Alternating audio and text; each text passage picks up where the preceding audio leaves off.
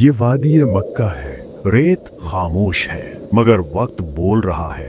یہ وہ سرزمین ہے جہاں ابراہیم علیہ السلام کے خون سے ایک قبیلہ ابھرا، قریش، اور انہی میں سے ایک شاخ تھی، ایک طاقتور نسل، قصہ کی نسل۔ یہ قبیلہ عزت، شان و تقدیر کے منصب پر فائز تھا۔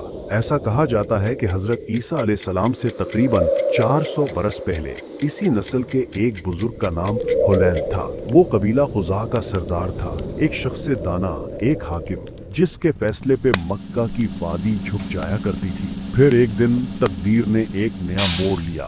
ایک مرد قصہ بن کلاب حلیل کی بیٹی سے رشتہ ازدواج میں منسلک ہوا، اور یوں دو قبیلے، دو خون اور دو دنیایں ایک ہو گئیں۔ حلیل نے اپنے داماد کو اپنی اولاد پر فوقیت دی کیونکہ اس نے قصہ میں وہ روشنی دیکھی جو صرف رہنماؤں کے چہروں پر چمکتی ہے۔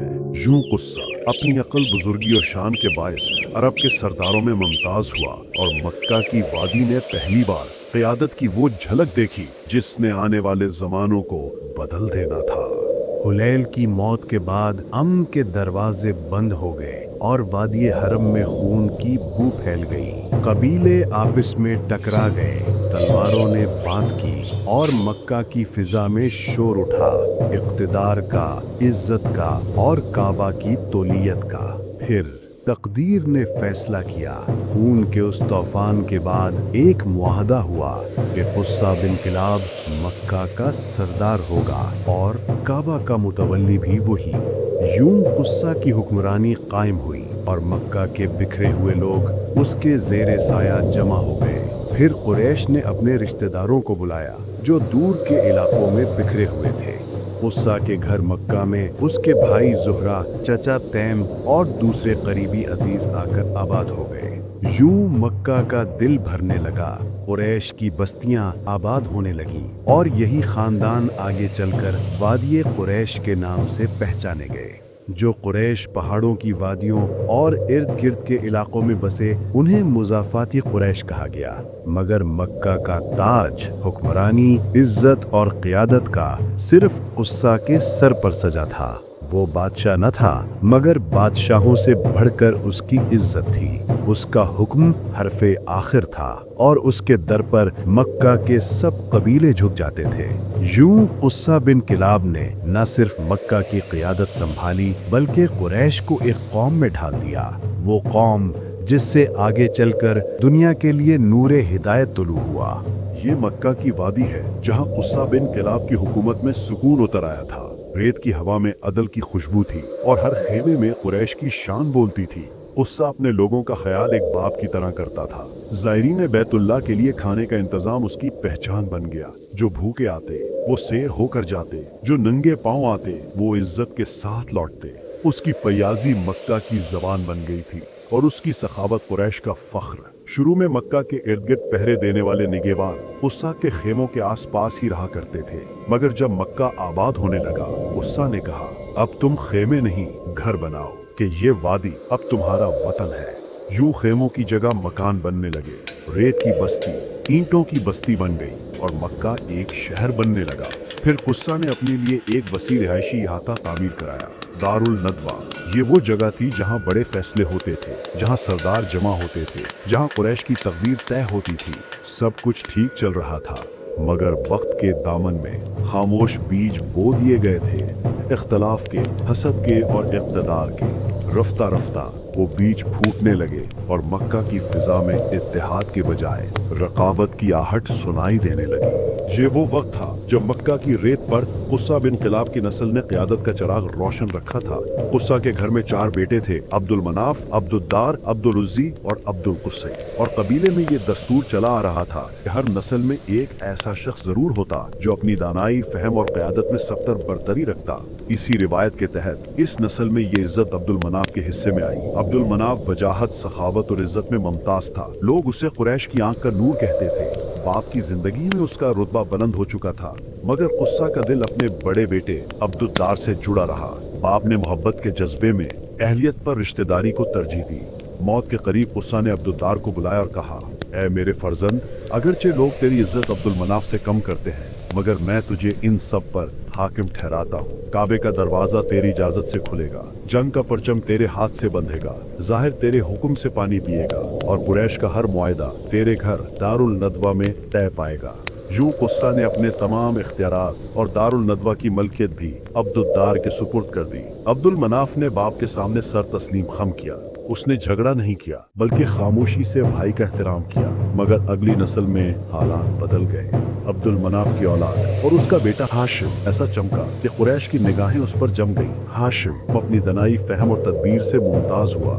उसने कबीले की क़यादत को एक नया रुख दिया और मक्का में नाम ऐसा हुआ कि अब्दुद्दार के घराने के लोग भी उसके असर से लरजने लगे। यूं वक्त का धारा बदला और वो हुकूक जो अब्दुद्दार के घराने के पास थे आहिस्ता आहिस्ता हाशिम के खानदान को मुंतकिल हो गए। इसी वक्त तक खून का तफरका नहीं आया था। ये वो लम्हा था जब बनी हाशिम की दास्तान का आगाज हुआ और कुरैश के दिलों में एक नए दौर की दस्तक सुनाई दी। और यूं मक्का की फिजाओं में दो कुव्वतों का ज़हूर हुआ। एक तरफ हाशिम और उसके भाइयों का काफिला, दूसरी तरफ अब्दुल्दार के हामी और साथी जोहरा और तईम के खानदान और कुरैश की बड़ी शाखों ने उस्सा की बाकी औलाद के साथ मिलकर हाशिम के परचम तले यकजहती इख्तियार की। ये वो लोग थे जिन्होंने इंसाफ की राह चुनी और अपने कबीले की इज्जत के लिए सच्चाई का साथ दिया। लेकिन दूसरी सिमत मखजूम के घराने और कुछ दूर के चचाजाद भाइयों ने अब्दुल्दार के हक में डट कर कहा, ये इख्तियार इसी खानदान में रहेगा जिसके सुपुर्द गुस्सा ने खुद किया था। यूं कुरैश के दिलों में इख्तलाफ की चिंगारी भड़क उठी। जज्बात का समंदर मौज जन हुआ। इस वक्त अब्दुल मनाफ के घर की औरतों ने एक नायाब मंजर रकम किया। उन्होंने कीमती अतर से भरा एक प्याला लिया और उसे काबे के करीब रख दिया। फिर हाशिम और उसके भाइयों और साथियों ने इस प्याले में अपने हाथ डुबोए और बुलंद आवाज में कसम खाई कि हम एक दूसरे का साथ कभी न छोड़ेंगे, सच्चाई और इज्जत के अलम तले हमेशा एक रहेंगे। उन्होंने अपने खुशबू भरे हाथ काबे के पत्थरों पर रगड़े ताकि उनका ये अहद अल्लाह के घर के सामने अबदी गवाह बन जाए। इसीलिए लोग उन्हें कहने लगे, ये है मुअत्तबीन, यानी वो खानदान जो वफा और यकजहती में मुमताज हुआ। दूसरी जानिब अब्दुल्दार के हमायतियों ने भी कस्में खाईं, वादे किए और इत्तेहाद का अहद बांधा। वो कहलाए मुत्तफिकीन। यूं मक्का की रेत में दो अहदों की खुशबू रच गई, एक वफा का और एक फख्र का। यूं मक्का की वादी में दो ग्रोह आमने सामने आ खड़े हुए। एक तरफ अब्दुल्दार की औलाद थी जो अपने विरासती हुकूक पर इसरार कर रही थी और दूसरी तरफ हाशिम की नस्ल थी जिसे इज्जत, वकार और क़यादत के लिए चुना गया था। लेकिन देखो, ये मक्का है, वो सरजमीन जहाँ खून बहाना हराम ठहरा, जहाँ काबे के गिर्द कत्लो जिदाल की सख्त मुमानत थी। ना वहाँ कोई तलवार उठा सकता था, ना नेजा लहरा सकता था। इसलिए दोनों जमातें रुक गईं। उनके दिलों में जोश था मगर अकल ने कदम रोक लिए। तब कुरैश के बड़े जमा हुए और बाहम मशवरा किया। एक रास्ता निकाला गया, एक मुआहदा जिसने दुश्मनी को भाईचारे में बदल दिया। तहिया हुआ कि ज़ायरीन बैतुल्लाह की खिदमत में दोनों खानदान शरीक होंगे। हाशिम के फर्जंद खाने पीने और ज़ियाफत के जिम्मेदार होंगे, जबकि अब्दुल्दार के बेटे किलीदे काबा और हुकूमत के रस्मी इख्तियारात अपने पास रखेंगे। यूं एक खूनरेज जंग टल गई और मक्का के अमन को दवाम मिला। ये था वो लम्हा जब इख्तराफ ने अदल को जन्म दिया और कुरैश के दिलों में ये एहसास जागा कि खिदमत हरम ही असल शरफ है, हुकूमत नहीं। और जब हज का मौसम आया तो गुस्सा अपनी कौम के सामने खड़ा हुआ। उसके चेहरे पर ईमान की रोशनी और ज़बान पर दर्द दिल की चमक थी। उसने पुकार कर कहा, ऐ कुरैश के लोगो, तुम उस घर के पड़ोसी हो जिसे रब्बे काबा ने अपनी निशानियों से मुमताज किया है। तुम ही उसके दर के रखवाले हो और यहाँ आने वाले ज़ायर तुम्हारे मेहमान हैं। क्या तुम उनके हक में गफलत बरतोगे? क्या तुम उन्हें भूखा प्यासा छोड़ दोगे जबकि वो अल्लाह के घर के मेहमान हैं? कसम है उस जात की जिसने मुझे रिज्क दिया। अगर मेरे पास इतना माल होता कि सब की खिदमत कर पाता तो मैं तुम पर यह जिम्मेदारी कभी न डालता। ये अल्फाज मक्का की फिजाओं में गूंज गए।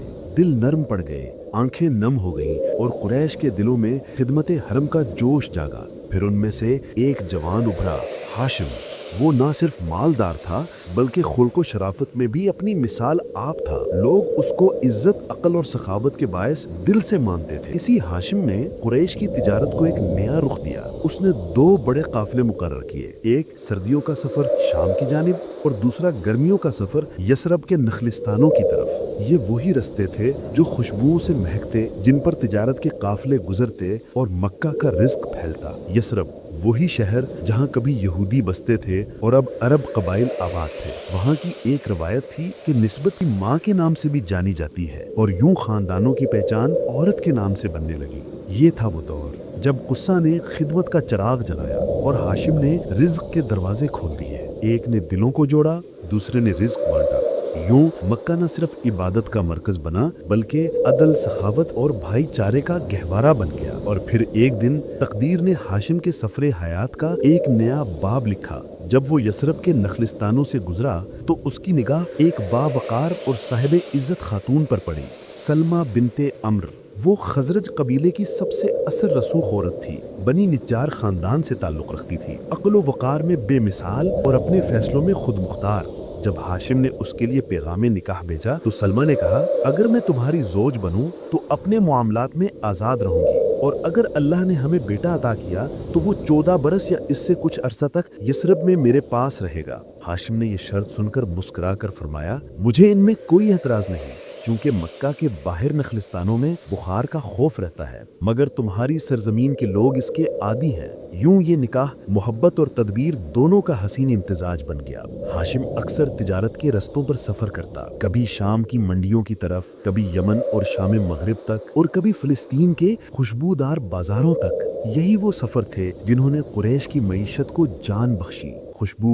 मसाला और रिज्क के ये काफिले हाशिम के नाम से पहचाने जाने लगे। यूं हाशिम बिन अब्दे मनाफ सिर्फ एक ताजिर नहीं बल्कि कुरैश के रिज्क और इज्जत का जरिया बन गया, और उसके जरिए मक्का की खाक में बरकत के बीज बो दिए गए। ये मक्का की वो घड़ी थी जब वादी की रेत अपनी खामोशी में भी दास्तानें कह रही थी। कुरैश के सरदार हाशिम बिन अब्दे मुनाफ, एक नाम जो सखावत, इज्जत और क़ियादत का निशान बन चुका था। मगर तकदीर के फैसले हमेशा इंसान के इरादों से बड़े होते हैं। मगर वक्त का सफर रुकता नहीं, काफिले निकलते रहे, राहें बदलती रहीं, और हाशिम वो मर्द कुरैश तिजारत के सफर पर फलस्तीन की जानिब रवाना हुआ। गज्जा की जमीन पर जहाँ शाम की हवा समंदर की नमी लाती है, वहाँ उसे बुखार ने आ लिया, और वो जिसने काबे के मेहमानों को खाना दिया अब खुद खालिक के हुजूर बुला लिया गया। जमीन खामोश थी, रेत भी थम गई थी, और बैतुल्लाह के खादिम की रूह आसमानों की तरफ परवाज कर गई। मक्का में खबर पहुंची तो हर दरवाजे पर सन्नाटा छा गया। लोग कहने लगे कि हाशिम चला गया, मगर उसकी सखावत बाकी है। हाशिम के बाद 2 भाई बाकी थे, अब्दुशम्स और मुत्तलिब, दोनों ताजिर जिनके काफिले यमन, शाम और इराक तक जाते। वो मक्का से दूर रहते और यूं शहर के मुआमिलात की बागें दूसरों के हाथों में आने लगी। तब मुत्तलिब ने आगे बढ़कर कहा कि ये खिदमत, सिकायत और रिफादत मेरे खानदान की अमानत है। जब तक मैं जिंदा हूँ बैतुल्लाह के मेहमान प्यासे नहीं रहेंगे। वो अपने रब के नाम पर ज़ायरीन के लिए पानी और खाने का इंतजाम करता और रात के सन्नाटे में दुआ करता, ए रब, इस खिदमत को मेरे बाद भी महफूज रख, मेरे जानशीनों में वो पैदा कर जो तेरी अमानत को निभाने वाला हो। यूं हाशिम के बाद एक नई जिम्मेदारी, एक नई आजमाइश मुत्तलिब के हाथों में मुंतकिल हुई, और मक्का की रेत में एक और कहानी रक़्म होने लगी। सलमा बिनते अमर के अलावा हाशिम की 3 बीवियां और भी थीं, मगर तकदीर ने जो नाम जिंदा रखना था वो सलमा के बेटे का था। उन पहली बीवियों में से एक बेटे का नाम साहब था, मगर तारीख खामोश है, उसके बारे में ज्यादा कुछ नहीं कहती। हाशिम की निगाह और मोहब्बत का मरकज वो बेटा नहीं बल्कि वो नूरानी चेहरा था जो सलमा के बतन से पैदा हुआ, जिसे दुनिया ने बाद में शैबा के नाम से पहचाना। वक्त गुजरा, नखलिस्तानों की खबरें मक्का तक पहुंचने लगी। लोग कहते यसरब में सलमा का बेटा बड़ा नेक, खूबसूरत और ज़हीन है।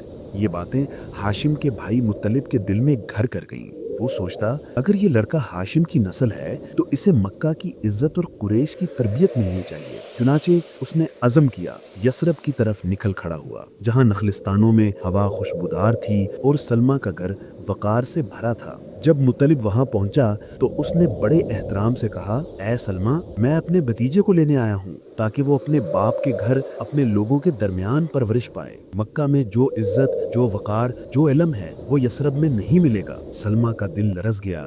ماں تھی، بیٹے سے جدا ہونے کا خیال بھی تکلیف دہ تھا۔ بیٹا بھی ماں کی گود چھوڑنے پر راضی نہ تھا، مگر مطلب کے نرم الفاظ اور ہاشم کی یاد نے دونوں کے دل بدل دیے۔ آخر سلمہ نے آنکھوں میں آنسو بھر کر کہا، اگر یہ تیری خواہش ہے تو جا میرے بیٹے، اپنے چچا کے ساتھ جا، تیرے باپ کے شہر میں تیری تقدیر تیرا انتظار کر رہی ہے۔ جب مطالب اپنے بھتیجے کو ساتھ لے کر مکہ میں داخل ہوا تو لوگ حیران رہ گئے۔ ایک خوبصورت نوجوان، اجنبی چہرہ مگر نگاہ میں وقار اور چال میں نرمی۔ بعض نوجوانوں نے تعجب سے کہا، یہ کون ہے جو مطالب کے پیچھے چل رہا ہے؟ شاید یہ اس کا غلام ہے۔ کسی نے بلند آواز سے پکارا، یہ تو عبد المطلب لگتا ہے، مطالب کا بندہ۔ مگر جب حقیقت ظاہر ہوئی، جب لوگوں کو بتایا گیا کہ یہ غلام نہیں بلکہ ہاشم کا بیٹا ہے، تو مکہ کی گلیاں خوشی کے نعروں سے گونج اٹھیں۔ لوگ دوڑتے ہوئے آئے اور کہنے لگے، یہ تو ہمارے سردار ہاشم کی نشانی ہے، یہ اس نسل کا وارث ہے جو قریش کی عزت ہے۔ یوں شیبہ بن ہاشم لوگوں کے دلوں میں عبد المطلب کے نام سے بس گیا۔ محبت نے اس نام کو عزت بنا دیا اور عزت نے اسے تاریخ کا عنوان کر دیا۔ مکہ پہنچ کر ابتدا میں کچھ رنجشیں ہوئیں، کچھ اختلافات اور آزمائشیں بھی آئیں، مگر جس طرح سورج بادلوں کے پیچھے چھپ کر بھی چمکتا ہے، اسی طرح عبد المطلب کا وقار جلد ظاہر ہو گیا۔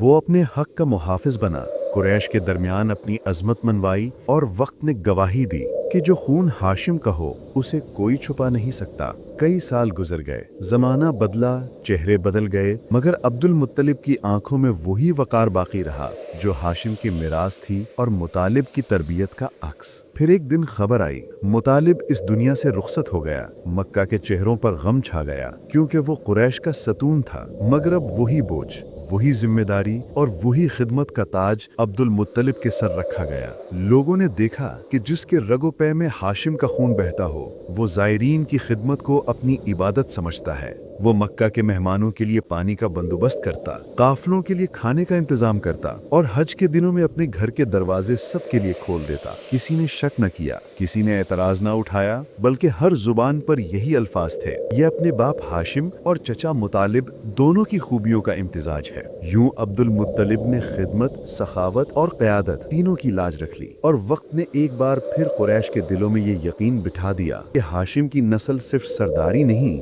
بلکہ خدمت حرم کی وراثت بھی ہے۔